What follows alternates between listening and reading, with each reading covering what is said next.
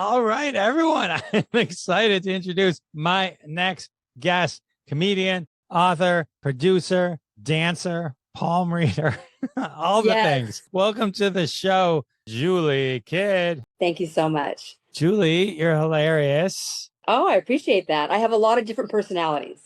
I know. As I was doing my research and getting to know you, all the things, your comedy being probably the root of a lot of those things. Yes. What was your get into comedy story? It's so interesting. Back in the late 80s, I loved Ellen DeGeneres. And I literally remember driving in a blue Volkswagen bus on the 5 freeway in Southern California. And it was just like, boom, I want to be a comedian. And then I ran into my stepsister, who I hadn't seen for a long time, because our parents divorced. And now it's 1991 and around July. And I ran into her and I'm like, oh my God, what have you been doing? It's so good to see you. And she goes, I've been doing comedy. And I was like, oh my God.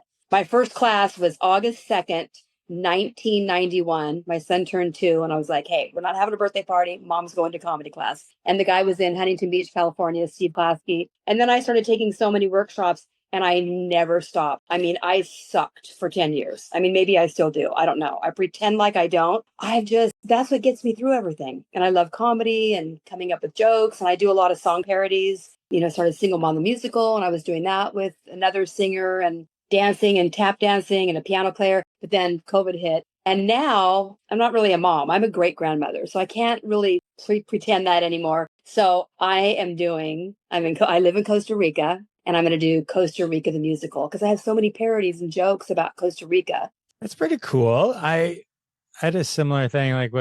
So you took a comedy class. I took a lot of comedy classes in the very beginning. Yes. That's how I got my start when I started doing stand-up comedy as well. It was something I always wanted to do. Comedy class teaches you, correct me if I'm wrong, if your experience was different, but really just the structure of how to do it, how to be on stage. You have to be funny. Right. But I did a similar, when my child was going to be born, I think my showcase was going to be, let's say in February, and she was due March, April. And I'm like, you do not go early. Oh, no early babies. And wasn't the first class or the first show, how scared were you? I was nervous and it was huge. I mean, a lot of people came to it. I mean, for me, because there was 9 of us in the class, we're each doing 7 minutes, right? And so minutes, wow. I know it's a lot. Michigan, we could do a lot. In California, that would have been 3 or 4. Right, yeah. So I think I had my memory tells me 50 people showed up for that. I mean, never again did 50 people show up to a show. But I remember going the week earlier and doing it for the first time. So I didn't want that to be the very first time. I wanted whatever shock to get out of my system. I did really great, right? And so, I was, it's great as you can do the first time, in my head at least. And I went over my time. Okay. Because here's the thing.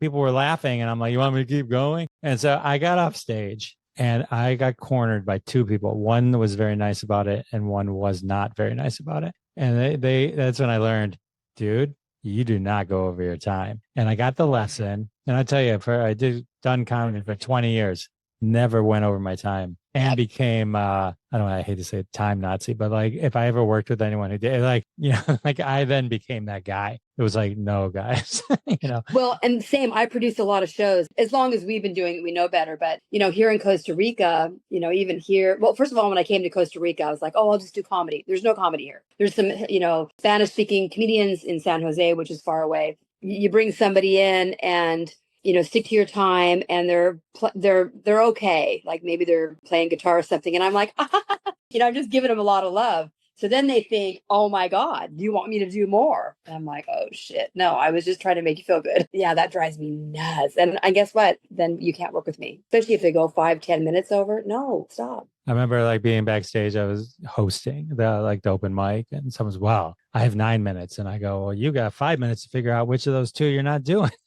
Right. And you have to count for laughter and you have to count for improv. And in the beginning, you don't. When I first did my first show, thank God there's no video. Somehow that got lost. I was bummed, 35 years ago. I remember if I could just do 3 minutes, and then you'd grow. And I always had a shaky hand. That finally left. It's a lot going through those first 5-10 years. and developing as we age and bring more stuff on. One thing that comedy, this isn't something I talk about very much, but I have 3 kids. I was doing comedy when I was pregnant with my daughter, but my son had an accident and had epilepsy. And I can't tell you for 10 years. And then he passed away a few years ago, which also brought me to Costa Rica. So I would be driving, I'm 3 hours out on the way to a gig, and I'm headlining or I'm middling or whatever I'm doing. And it's like, hey, is this Julie Kid? This is, St. Jude's Hospital. We have and I have to go up. I'm about to park and I have to go up and, 45 minutes or the amount of times being on stage going through such horrific shit. But you this sounds horrible. You almost forget what your life is when you're on stage. And when I say doing comedy all these years and writing jokes and parodies, it's kind of saved me through heartache. And so I've had so much loss. And in fact, later on, I did a group called the Laugh Pack with some comedians. And then my stepsister, who when I started doing comedy, I'd ran into my stepsister and, what are you doing? She was doing comedy. So that's how I started. We started a group called the Funniest Housewives. The lineup, Vicky Barbalak, Kara Sultanovich, Karen Rontowski, Stephanie, amazing. But we started out with 9 people in the audience, if you count the wait staff. And we built it. And then we were doing the Coach House, concert halls, improv, selling out. And then about, 7 or so many years in, she passed away. She was my best friend. She was my soulmate. So I did keep the Housewives going, and it's hard, but that comedy and that stage and being around that vibe and people, it is very, it's very healing. Well, first, let me say I'm sorry for both of those losses. Thank you. I know I can't, well, I don't even know if I can imagine how difficult that is, but giving you a hug right now. So I do understand, though, the being on stage, if you can close that off, how it's a surreal experience. Because sometimes I explain to people, like, if I get off stage and you say, what did you just do? I say, I don't know. Yeah. You mentioned 9 people. Sometimes 9 people can be the best show ever. Right. Yeah. You're with them. You get down right into the seats with them and hey. And sometimes 9 people can be the worst show ever. Right. So Cindy, your stepsister. Yeah. How crazy is it? So you bump into her. She's doing comedy. You're doing comedy. And you both were like, I know you were in The View. I watched the documentary. So Wait, you watched the documentary? Yeah. Yeah. So it was but Cindy was on Oprah, The Tonight Show. Yep. We were kind of competitive. Well, in fact, when she got on Oprah, I was about to book that. And they weren't taking any more interviews. And it was Sunday. They're like, oh, okay, Julie, you're in. And I had told her about it and she submitted. And I'm like, it's too late. She gets it. I was so pissed. But hey, you know what? Welcome to showbiz. So I thought, you know what? I need a big show. So I ended up getting on Dr. Phil. And the next thing you know, I'm like in jail, but not really. But, I was hoping that would be that's a whole nother story for another time. Yeah. I heard you talk about Dr. Phil on another show. I heard it did not a happy memory, but he was there when you were on The View. That's what was so weird. Boy, how things align. And actually, I feel like, I don't know if I have this on what I've put out there, but when I got on, he went up, they interviewed him or had him at the table before I went up. So when I went on to do my set, I opened with, and then people go, oh my God, she's, so smart. I opened with Dr. Phil being there. That now I realize it wasn't a comedy contest. It was apparently an intervention. And it just gave me that, oh God, that was off the cuff funny. They loved that, but I did not talk to him. He had his crew with them. Weren't even allowed to look at him. It was so weird. They held his jacket and his comb and he's bald, but I don't know. They're holding his stuff. It was really, really weird. I wish I would have said something, but he really was not a fun show to be on. And they edit it so it makes you look even worse. Those shows are like, it's dangerous to go on and like shows like that where they edit and they decide this is the narrative that we're going to tell. And, he even said to me, this is my show. Because I had some really good points. He's like, this is my show, and touched my arm, like grabbed my arm. And I'm just like, whoa. I was on Wipeout. I did the first show of the first season of Wipeout. It didn't air till the 9th week. So we didn't really know much about it. They don't tell you that the fill, when you go down, it's oiled. They don't tell you, like we had to walk across like this balance beam and there's a wall right here. And you think you're just, because they took us on a tour. They didn't tell us that big red gloves were going to come out and punch you. I literally almost died. It was the worst experience. It was worse than Dr. Phil. Horrible. But let me say, like what? Just to give you context, like Waterboy is one of my favorite movies, and I can watch.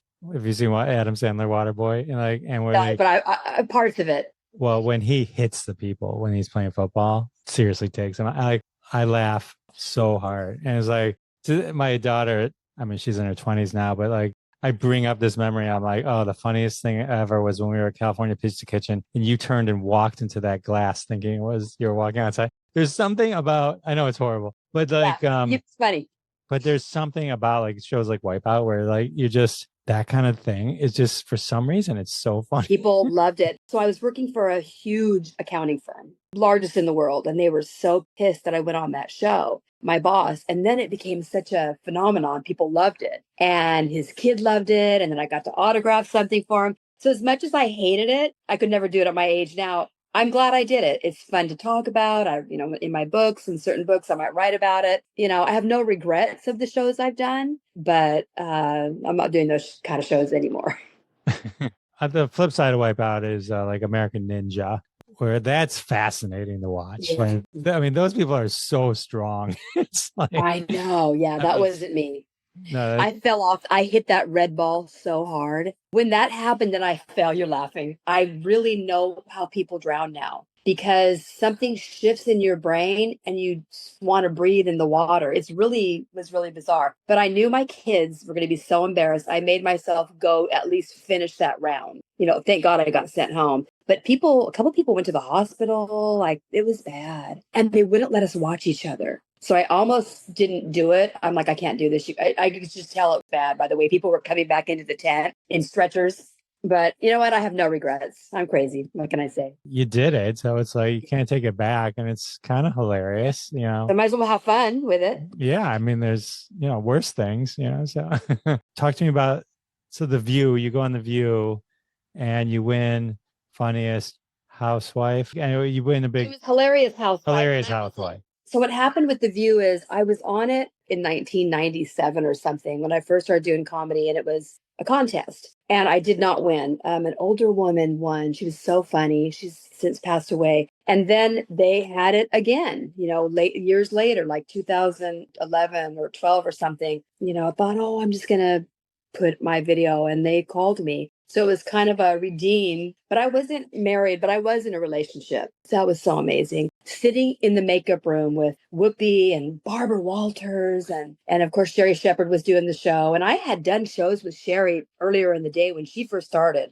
The minute she hit the stage, probably her first time, hilarious. So that was kind of interesting. And then, of course, Dr. Phil there. Some things were kind of coming back to me in life. But yeah, that was definitely a redemption and it was exciting. And not a lot happened. I think I booked Extreme Gong Show after that. That was where my career went. But I did win a trip to Kauai in Hawaii. That was magnificent, all paid for. Oh, that's amazing. Wait, I have to share this. I might as well. So the guy that I was dating at the time was just crazy about him. I took him. And so we dated for a while. We eventually broke up. And then, a couple years passed. I had just bought a brand new TV. My son hooked it up, turned it on. And the news was like, oh, we caught the Huntington Beach bandit. Some guy was robbing Chase Bank. It was him. I'm like, of course. Of course. Let me write that down. There's comedy. There's my next set. That's amazing. Yeah. We don't talk anymore.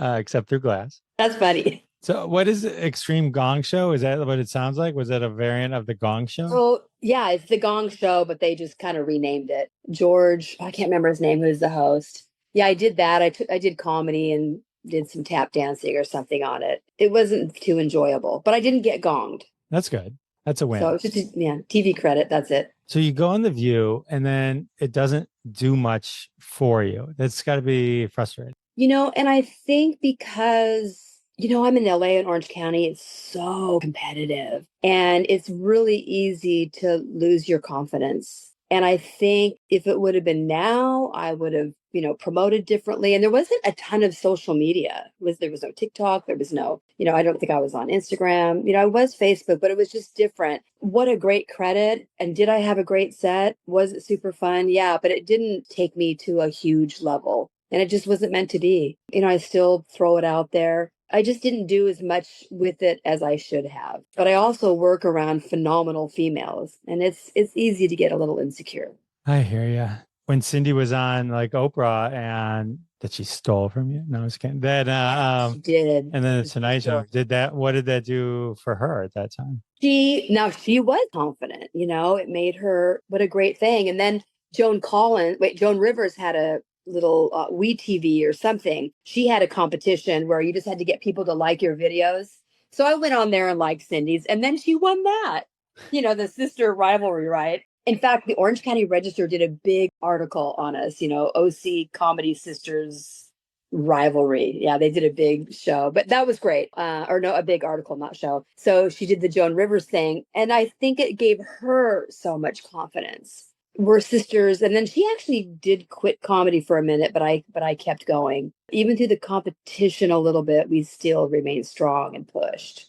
It's good. But then you did the Funniest Housewives together. Yeah, right? So I was kind of a back end, producer on that, and it was with another really funny comedian, Vince Harper. I mean, I did everything for her for that show. Of course, didn't take the glory just because she was the original producer with Vince. But then when she passed away, we knew I would take it over, and I did for about 8 years. And then, my son passed away, and I moved to Costa Rica, and I thought, I have to end this chapter.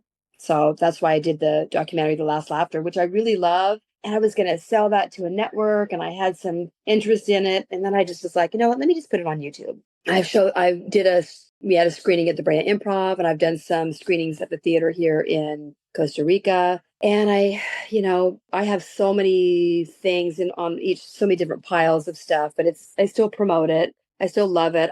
Originally I wrote the book, The Funniest Housewives. So that's on Amazon. So I have Funniest Housewives, Funniest Husbands, and more books. Author, do you like writing now? I mean, is that your thing? Obsessed. Writing is very deep in my family. My mother was the food editor for the Orange County Register. She had tons of fans. And she wrote a cookbook called A Taste of Orange County with quick recipes. So whenever you hear A Taste of New York, A Taste of Manhattan, my mother started that trend in the 80s. She's in a restaurant critiquing. She has an allergic reaction to the food. She dies in the restaurant. Julie. I know. Do you have any stories where you talk about someone in my family? Yeah, everyone passes away. So I redid her cookbook because she always wanted to call it Just Time for a Quickie because it was quick recipes, but the register wouldn't let her, and you're a female. So my sisters and I redid Just Time for a Quickie, 69 Lovelicious recipes. Super funny. All the recipes have like sexy, respectful though, names, make out macaroni. Just it's the funniest, flirtiest, sexiest, classiest book called Just Time for a Quickie. What a great gift for, weddings and stuff. In fact, I bring my comedy books when I do shows. People always buy the cookbook. I'm like, hello, it's a great book. You picked a very heavy thing to schlep around. But just books. I mean, I do love to write, to answer that question. Well, comedy's writing, and then writing books. Was it a hard discipline to kind of start convert to like being an author? Because it's different, right? When you're writing for the stage. I started writing in the late 90s, and I look back at that book. I'm so embarrassed. I was out of the loop, but I love it. My only problem is, and I'm not an obsessive person, but if I just wake up and go, hey, I'm going to do a book about being a dance mom, and then I spend 12 to 16 hours a day writing, I don't stop. Some people write for 2 hours, take a break, I guess. So I'll spend, it's like, am I showering? Am I eating? Am I working out? No, I'm just obsessively writing. It's definitely my deep, deep passion. And I love writing funny books. I would love to do that one day. I do want to talk about dancing. My wife was a dance teacher. Really? Yeah, and my daughters were into it, and I gotta say, I won't say I rocked out my share of daddy-daughter dances, but I did. Well, I was teaching, and then my kids started at about 3. Their whole life. And my daughter, so my son was the one that passed away, was an award-winning competition dancer in the US. Just magnificent, unbeatable, and great training. And then my daughter just came out of the womb, doing, torchetes and leaps. I'd take pictures of her and she'd be all, hey, So she's toured with, Katy Perry, Taylor Swift, J-Lo. She mass singer, choreographed for big award shows, Imagine Dragons. She and her husband is an extremely respected dancer in the industry. They live in LA. They have a dance convention, Flip the Switch, which I go work that. But that's where, you're a dance mom when that comedy book came about. I just woke up one morning and then these jokes were just coming. And I love that. But I love being a dance mom. I taught tap for 35 years, did the tap and burn, a workout exercise, which that's really what was on Dr. Phil. He said I was a fool and I was addicted to tap dancing, comparing me to a heroin addict. The joke is, so because of Dr. Phil, I quit tap dancing, but I did start doing heroin. I'm kidding. I tap danced even more and the heroin made me so much better. I started this tap dance exercise thing, and that was also on The View, and it was on Fox News. It was the best month workout in Shape magazine. So it did blow that up and I sold the business. And then, but I love tap dancing. And so COVID came and I stopped teaching. Now I'm in Costa Rica. There's no tap here. There's one person that teaches, I think, far away in San Jose, Costa Rica. So I started this kind of campaign where people were donating tap shoes from the US and Canada. I brought all those back. I start teaching tap in October. I can't wait. That's awesome. But what if I make someone's dream come true? What if I'm doing a tap dance musical in a year? I love, because with my comedy, I do funny song parodies and I tap and stuff. So, we'll see what happens in the next year. But, I've got a nice, little chapter. I'm not teaching in my 70s. I'm still in my 60s. I'm going to finish these 60s out with all the things I love. And then I might rest. Tap dancing to me seems like the perfect kind of for an entertainer. Like if you're going to mix it in with something else. Like that's nobody, you can't just start doing ballet or something, but tap dance, I feel like people are always, it doesn't matter if you like dance or not. When you see like Gregory Hines and I danced with him. I tapped with him on stage. That's amazing. Benver, when you see them doing tap, Sammy Davis, you're like, it's so cool. There's something about tap dance. It's awesome. Nickelodeon, Funniest Mom in America. I didn't make it on the show, but I made it in the credits. But part of my act was I brought my breadboard. I don't cook on my breadboard. I tap dance on it. I am going to really full on tap in Costa Rica the musical. In fact, the hotel that I host the open mics at, they made me a nice wood board. So I'm going full fledged into this dream and I'm super excited. So we'll see what happens. But I really believe, because I crochet, I write, I can type 120 words a minute. I do palm reading. Even as a comedian, holding that microphone gives you some kind of security. And I tap dance, very quiet talents. I believe in a previous life, I didn't have hands or feet, because that's where all my talents are, quietly. Or maybe somebody tied my hands and feet together and threw me in the ocean.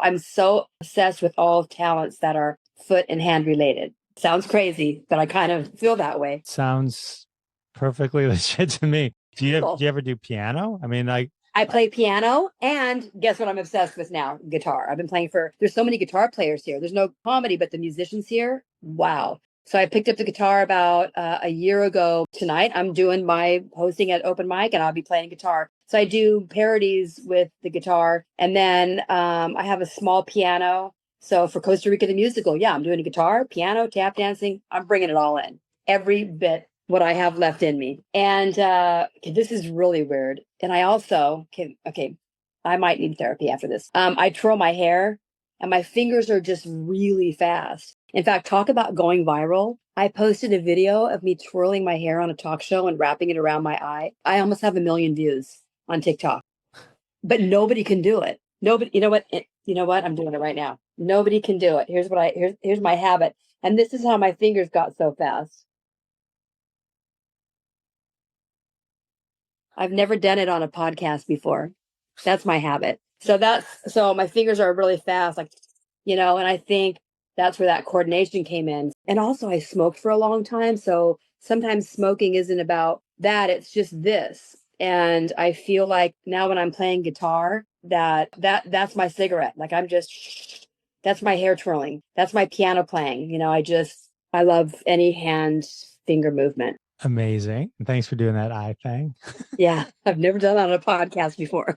If you post that, It could go viral. Exclusive. Yeah, she did it on my show. Oh, that's so exciting. I have questions about, it's Costa Rica, the musical. That's sort of like a rebranding of Single Mom, the musical. Yeah, but really not about parenting. I talk about kind of living in Costa Rica, a little bit older. And what I would love to do is do comedy in the resorts, but they're not doing comedy. But I feel like if I have a show that probably I could. So yeah, I've been here for 3 years, and it's amazing how much my comedy has changed. And sometimes I'll do those parodies in the States when I do shows, improv or flappers, and I have to change the words because they're not going to know what a DECRA or certain things are that are related to Costa Rica. So it's getting a little bit difficult. We'll see what happens, but I'm going all in.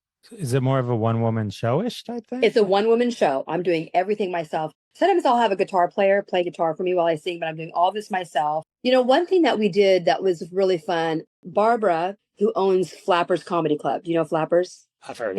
Yeah. So she owns a condo where I live in Costa Rica. We didn't even know that until after I moved here. So we've become really good friends. Love Barbara. So she brought Craig Shoemaker out here in December, and he did a couple shows. And my whole thing, we'll bring the Love Master is so funny. And I got to hang out with him, and that was quite fun. Yeah, he's great. Originally I was going to kind of bring comedians in, with Barbara, but it's just, it's hard. It's hard. It's not like you're going to come out here and make, people go, hey, what do you get paid to do comedy? Nothing, donations. Craig is awesome. He was one of my very early guests on my podcast.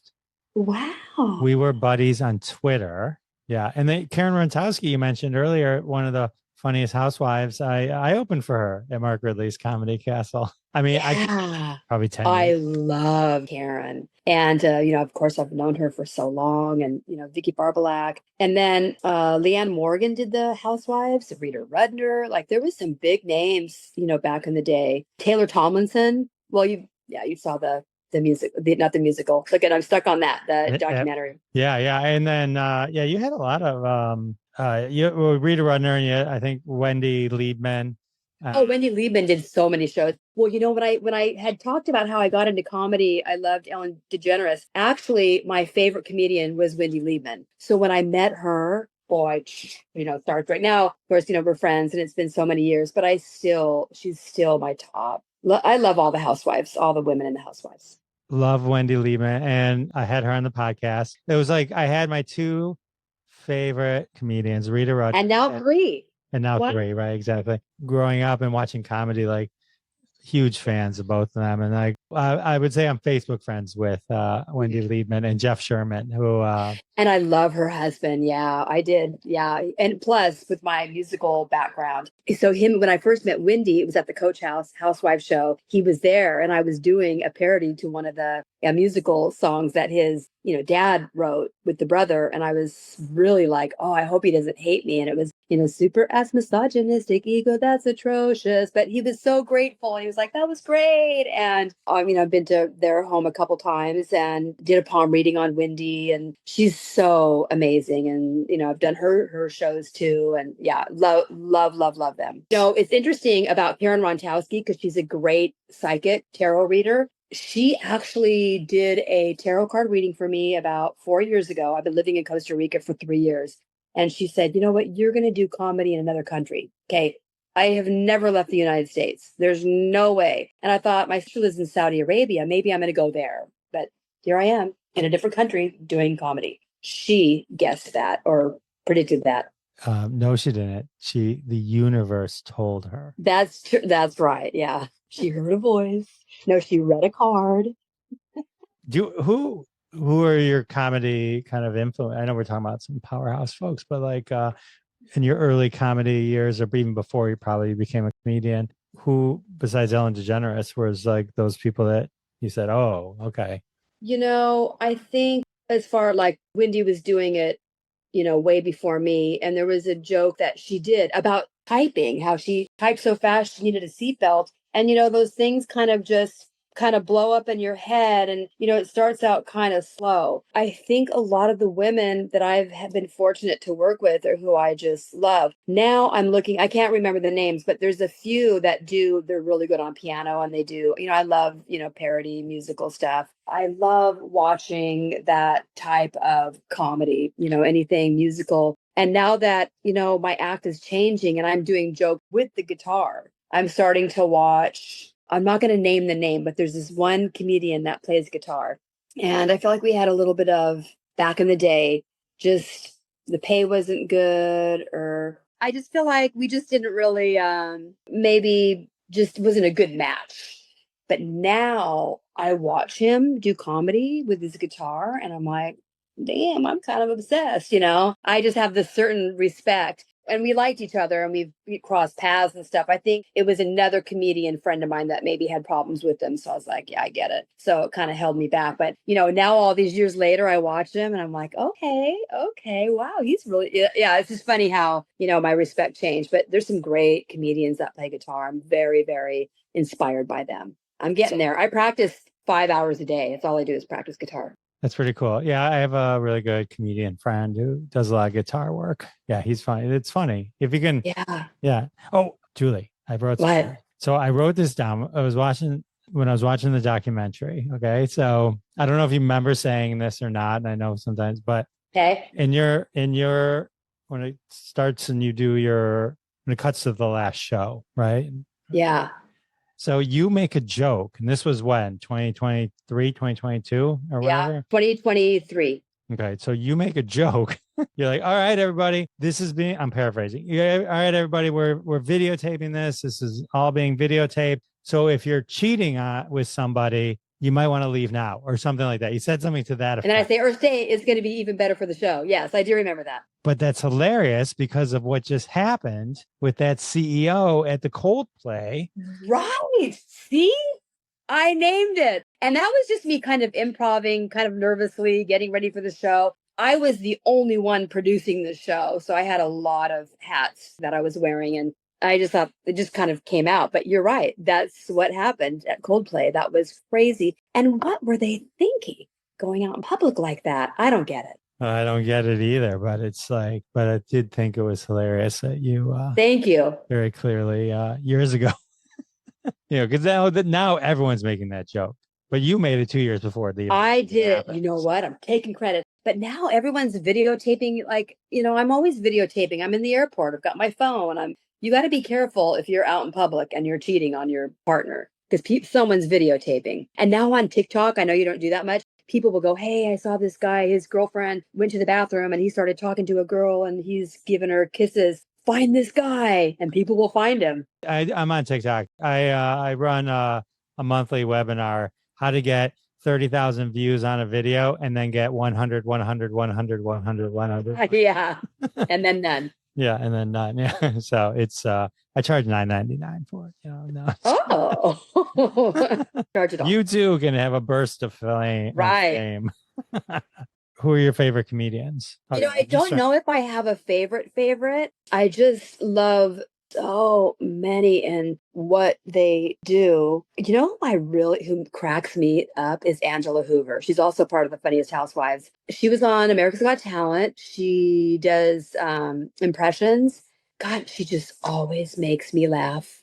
But, Karen, like I said, the women that I work with or that I've had the pleasure of working with for so many years, I just love them all. And Stephanie Blum, we talked about Wendy Liebman, amazing. And I love seeing like Leanne Morgan, when she did the Housewives, she was just blowing up, Leanne Morgan. And now, I watch her and I'm just blown away by her success. Is there anyone who you couldn't get that you wanted to get on the show? I feel like we got everybody we wanted. But Jackie Fabulous, of course, was doing comedy, which same shows as her before she, blew up. I watched, Kira when she was not as famous, doing it so long, watching these people gain fame. And, I'm not famous. I'm famous in Cocoa because there's 5 people that live here, but I'm a big fish in a really tiny, teeny tiny pond. But now I'm looking at things, I don't know if I would want to reach that kind of fame. And of course, I love so many male comedians. I love anyone Kirsten Wig, on SNL, all of them and all the male comedians that come from there. Absolutely. You know what? I did a show with Jimmy Fallon before he was on Saturday Night Live at the Irvine Improv. And afterwards, he wasn't even headlining. Somebody else was, can't remember. He middle and I opened. And after he did his set, I'm like, God, I could totally see you on SNL. It's like, oh my God, in my dreams a year, months later. I'm like, whoa. Yeah. Love Jimmy Fallon. That's really cool. Yeah. Oh, talk to me about, how did you get into palm reading? So I was at a bachelorette party and there was a palm reader there. And I just thought, how cool. Like when you're a palm reader, everybody's like, hi, can I, even comedy. I think I grew up kind of insecure when you tell people you're a comedian. I don't fall on that now. I don't need that praise or whatever. But, it was just I just was really interested. And then, dating, I want to know what that man's about. So I started, this was back like 20 years ago or something. Anyway, I'm at this bachelorette party. There's a palm reader. I don't even remember my palm reading, but I just thought it was so cool. So I started doing it. And then, that was another show I did. I Can See Your Voice. And I was the palm reader on it. And I really did a palm reading on, he's so famous, can't remember his name. Anyway, so I started doing palm reading and then I would do it at parties and this and that. And it's interesting because this is weird. She was also a dance studio owner. I'd known her since she was little, the woman that got married. I did a palm reading on her, a few years ago. And I don't remember the palm readings, but sometimes they'll be saved in my Facebook messaging and hers was. And this is really sad, but here we go again, passed away. She passed away and I looked at her palm reading and I told her, something's going on with your liver and your vision. You need to get it checked. Stat. I don't scare anybody. I'm really good about that kind of a reading, but just to make a long story short, and I read her reading and I'm like, oh my gosh. But yeah, I'm just obsessed. Like I said, anything hands, I'm obsessed with. So I do palm reading here in Costa Rica when they do events. I put the whole garb on and, I have all these like personalities. I used to be kind of embarrassed. And now I'm like, this is me. I'm sorry. I'm a guitar player and I'm a palm reader. I forget who I am sometimes. I just do all the things I love. I grew up as a dreamer. My mom was a big dreamer and that just passed over to me. So I wake up with a dream, boom, we're doing it. I love that. Everyone should live their life like that. Yeah. Until I can't dream anymore. And I want my kids to be like that and my grandkids to see that. My grandkids are, in years to come are going to be like, was grandma crazy? Was she? But yeah, I could just talk to somebody, but I would be on a date and they'd be all, so anyway. And I'm like, zoom in. But yeah, obsessed with palm reading. You're like, high five. Yeah. High five. Ready? Go in slow. Go in real slow. There you go. Yeah. I even read my palm a lot too, just because lines can change. It's pretty interesting what I read, and a lot of it, I'm not trying to say anything, but it is real. I believe you. Yeah. I have no reason not to. I mean, how often have you ever been really wrong or really right? I mean, obviously, besides the check your liver thing. Well, I have been really right. And there's things that I see in the palm that I don't necessarily share. Like people that have, we have two lines. We have the headline and the heart line. If you just have one line, not two, you're a serial killer or you're really smart. And like I'll meet people that I'm like, oh, they're so strange. And then I do their palm reading and I'm like, oh, shoot, they are really effed up. But I don't go in with that kind of vocabulary. Does it matter which hand you read the palm of? I always ask if they're right or left-handed. Left-handed is kind of what you're born with, and the right is how you're living your life. But you can see a lot. I have two lines, so good news. I'm not a serial killer. Okay, good. How's your left hand? Make sure that one has two lines. Yeah, they both have. They almost look identical. Oh, okay. That's good to know. Yeah. That just makes it that much stronger, which if that line is identical to both hands, it makes it that much stronger, what it stands for. I think it is, yeah. And also you can tell, if someone's, a liar or, by their pinky, is it super crooked? And like, there's just certain things in hands that I've read so many palm reading. I've been studying for so many years. They all say the same thing. Figured this out originally. Who figured it out originally? Yeah, who figured out like the hand tells all? I mean, I do have some really old books that talk about the history and I don't have it, memorized. It's very ancient culture, India, just different cultures. But of course, that was also very demonic. So, it was a lot restricted and a lot underground. And it is kind of weird, but I just find it so interesting. No, very captivating. Fascinating. No. Some people read feet, some people read faces, and stuff like that. But I'll read. I was doing the politicians palm reading for a while, and I loved it. And I'm telling you, what I'm seeing in their hand is really how they are. Really how they. And I try to bring comedy into it. So I did palm reading comedian for a long time, where I would just do palm readings on comedians. And it's so funny because we banter and they make it funny, and then it's super, super funny. But then COVID hit. So I did a TV show that was one of the best shows of my life called I Can See Your Voice with Ken Jeong. And you have to be, you lip sync and people have to guess if you're a singer. And so, so I got to be the palm reader on the show. Oh, I know who the star was. I read George Clooney's hand. And I will tell you this. Okay, this is gossipy. I said some things about him that were really good, but I was just trying to be nice. I think I said he was a good lover. Yeah, no, he's not. No. But, I had to say nice things. It was on national TV. But that was such a fun show. And I was runner up. I almost made it to the end. Thank God I didn't, because the guy would have lost $100,000. All right. Well, I'm glad he didn't lose $100,000. I'm kind of fixated on it. So you were holding George Clooney's hand. So no, they had to get his permission. Okay. So they just gave me a picture of his hand. Oh, just a picture. Then I did it, which I do. I do pictures. People send me pictures and I'll do readings for like $25. Okay. And a picture is just as accurate. Here, dude. No, yes. Yeah, it is. Send me your hand. I'll do a palm reading on you. Totally will. Yeah. Make it relax. Make sure it's got good light. Oh yeah, I'll palm read it. And when I do the palm readings, that when people send me pictures, I do arrows to everything. So they know exactly, what it is. Dancer, palm reader, comedian, show producer, author, guitar player, tap. No, I'm obsessed. So, and I have one more dream. I don't know if I can say what it is, but maybe I will. I really want to make a puppet. So if anybody's out there listening, I want to make a puppet face. And she sits on my legs, but my legs are covered, so you can't see it's me. And she tap dances. So it's my legs and my feet, but you think it's hers. So it's this tap dancing puppet. And then I just have a curtain right here, but my hands are hers. Can you see it? And she's gorgeous. I've auditioned for America's Got Talent. I've made it far once, but never on the show. And I thought, that might be fun to do America's Got Talent. I'm going to be a puppet, big puppet. Here's her face right here. And she's tap dancing. I do tell people that and they're like, yeah, no. But I just think it would be great. That's my next little thing to do. I don't knock anyone's vision because it's, if you can see it, that's all that matters. You're all, like, I'm not doing it, but you just have. Well, I can't tap dance. So it's, it's one of those things. Yeah. So, but yeah, I get it. I would do like a little thing, put a little eyes on your hands and you can do a little. Yeah. Oh yeah. But I would tap dance sitting down. So that's why the puppet's on my lap. When I worked and I was teaching tap, I would have to choreograph for competitions. So at work, at my desk quietly, I would tap constantly. So I'm really good at tap dancing sitting down, which is a weird talent. So that's where the puppet came in. Anyway, we'll see. How far did you get in America's Got Talent? Twice I got to the next round. Like when you go and they go, okay, thank you for coming, you're done. But they secretly call you back in the room and then they videotape you. And then during COVID, I got 2 callbacks.